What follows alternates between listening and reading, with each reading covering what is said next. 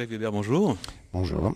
On est à 2 semaines pile de la première de Solnès le constructeur. Il faut avouer que c'est pas la pièce la plus connue Oui, alors c'est très très au monde. paradoxal et Ouais. curieux puisque c'est la pièce la plus entre guillemets et avec des grosses guillemets grand public. C'est Ouais. également la pièce qui a été le plus revisitée, enfin visitée et mise en scène par Bergman. Mhm. C'est la pièce qui a un rôle maître qui fait rêver beaucoup de grands acteurs. Je pense entre autres à une biographie que j'ai relue d'Al Pacino qui disait qu'un de ses rêves était de jouer le constructeur Solnès. Donc c'est très curieux. On explique Alors ce même- que c'est que cette pièce. La pièce c'est assez simple dans l'argumentaire. C'est un constructeur au fait de sa gloire et de sa puissance, mais aussi à la frontière de ce qu'on pourrait appeler le naufrage de l'âge. Il a très peur que, aussi bien sur le plan de son métier que de sa vie privée, la jeunesse ne le ravage. C'est une peur que l'on connaît, que je connais, puisque je vais avoir 61 ans lundi prochain. Exactement. On vous souhaite par Donc, avance c'est un des bon choses anniversaire, Jacques. Je vous remercie. Ce sont des choses qui vous tourmentent beaucoup, beaucoup, beaucoup. Et dans ce tourment, dans cette sensation que toute forme de construction est éphémère, entre autres la première, qui est celle de la vie, une jeune fille intervient. Cette jeune fille revient, et cette jeune fille, visiblement... Interprétée ici par Mélanie Doutet. Mélanie Doutet, qui est magnifique. Je suis enchanté de jouer avec elle. Et Hilde, donc qui s'appelle Hilde, visiblement a un souvenir partagé avec cet homme. Quelque chose s'est passé entre eux lorsqu'elle était petite fille. Quelque chose d'ambigu. Et c'est là où on entre dans cette formidable alchimie que propose toujours Ibsen entre la recherche obstinée de la vérité, traversée par les brumes du rêve, de l'abstraction. Vous faisiez un parallèle entre Solnès, donc ce rôle que vous interprétez, et vous-même, par rapport à la période de votre vie. Effectivement, vous allez avoir 61 ans lundi. Eh oui. Plus de 40 ans de théâtre. Qu'est-ce qui a changé dans votre manière d'envisager le théâtre en 40 ans? Oh, disons, enfin je l'espère, de tout mon cœur, c'est que la vanité s'éloigne et donc que la philosophie se rapproche. 40 ans, il y a des rêves que vous avez laissés en route? Ce que je regrette toujours, c'est de n'avoir jamais été au bout de mes rôles. Je pense que toujours, à chaque fois que je quitte un rôle, c'est au moment même, c'est le temps d'apprendre à vivre, il est déjà trop tard. Eh bien, le temps de bien jouer un rôle, il est déjà trop tard, on le quitte. Et c'est un vrai regret. Le doute, lui, il est toujours là. Le trac. Ah oui, en il est même de scène. plus en plus là. C'est-à-dire que le je sais que je ne sais rien peut se retourner en je suis, donc je suis de plus en plus sûr que je ne suis rien, quoi. Enfin, ça, c'est moi qui parle. Il y a des grands du théâtre qui nous ont quittés dernièrement. On pense à Laurent Terzieff récemment, mais il y en a d'autres aussi. 61 ans, et pourtant on a l'impression que vous faites déjà partie des derniers géants du théâtre français. Écoutez, je suis très touché. Ça ne m'appartient pas de répondre oui ou non. Vous n'en avez pas conscience? Je suis simplement, non, jamais. J'ai conscience que je mesure 1,90 m et que je pèse près de 130 kilos, enfin en ce moment, et que c'est fluctuant comme un accordéon. Mais de me mettre aux côtés d'un homme aussi grand, aussi intègre que Laurent Terzieff, je suis très bouleversé, mais je pense que c'est un petit peu excessif.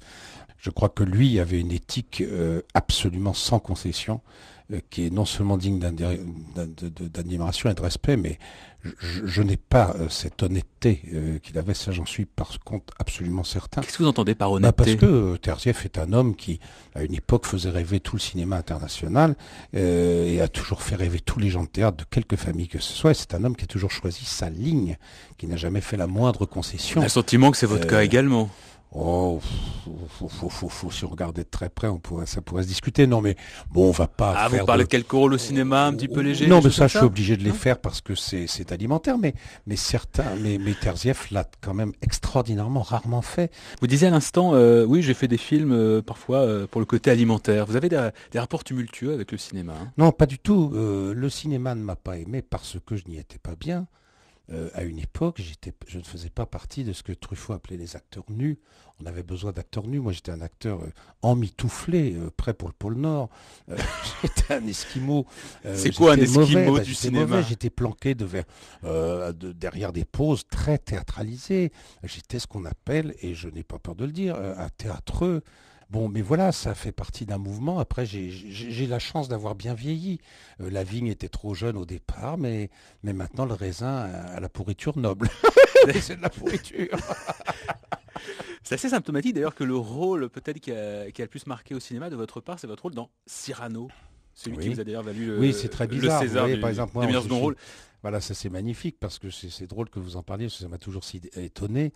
C'est que je suis considéré comme le grand homme de théâtre et je m'en fous royalement, puisque pour moi c'est une organisation gériatrique et peu digne d'intérêt, mais je n'ai jamais été sanctionné par un Molière, jamais. Organisation gériatrique et peu digne d'intérêt. Bah oui, maintenant, oui, je persiste et signe. Je pense que soit il y a vraiment une l'organisation qui gère les Molières, c'est devenu effrayant cette cérémonie.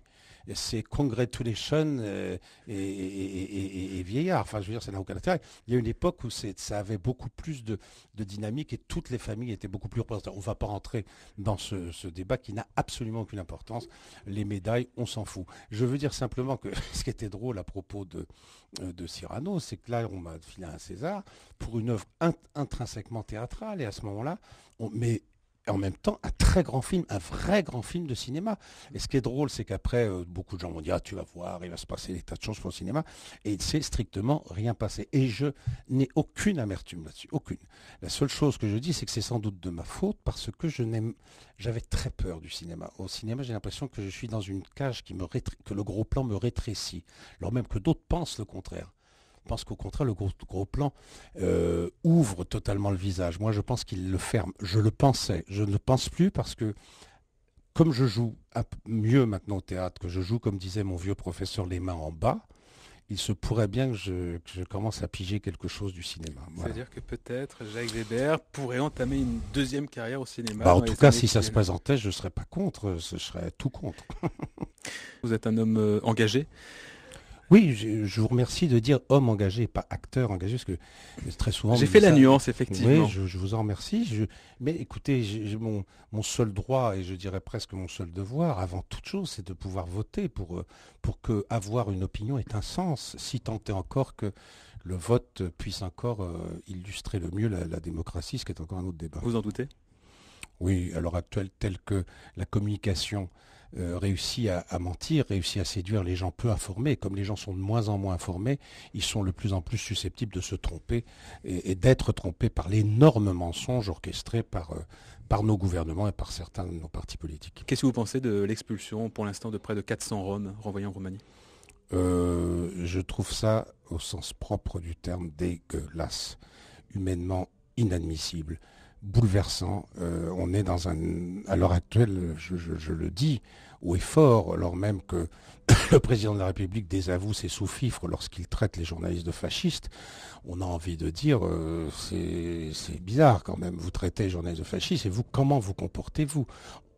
C'est honteux. La honte, c'est pas l'échec de l'équipe de France. La honte, c'est pas des gens qui sifflent la Marseillaise. La honte, ça serait de ne pas la siffler à l'heure actuelle. Tellement, je trouve abominable ce qui se passe. Que ça soit, ils savent ce qui se passe quand ils rentrent là-bas.